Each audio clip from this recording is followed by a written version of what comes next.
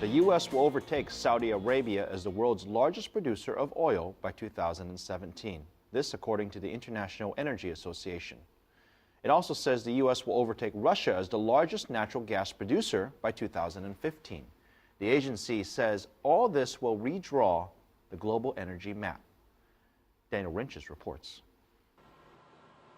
America's de facto energy independence is drawing near because of recent improvements in methods of extracting oil and gas by cracking ground rock formations, a process known as fracking. In the deeper parts of this lake, you deposit a large amount of this very dark material here. You can see the original bedding in it, but on the fresh surface it's quite dark, and that's the organic matter that has a very high quantity. The International Energy Agency says that by 2017, the U.S. will overtake Saudi Arabia as the largest producer of oil. Though the U.S. doesn't export this raw material, it's buying far less from abroad. U.S. imports, especially U.S. imports of light sweet crude, are plummeting. And so even though under U.S. law, the oil is being used in the U.S., it nonetheless is impacting the global market.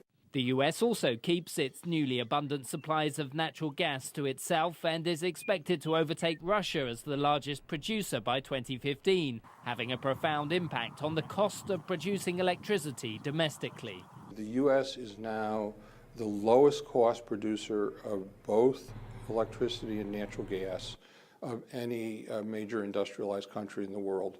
It frankly gives the U.S. a huge competitive advantage in energy-intensive manufacturing industries.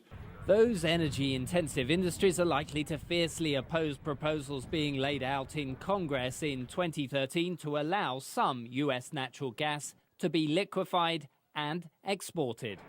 So with global energy demand predicted to grow by more than 1/3 by 2035, it's clear that the United States will play an increasingly important role.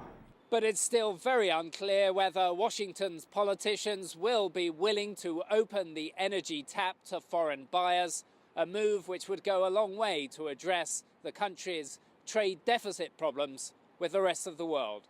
Daniel Ryntjes, CCTV, Washington.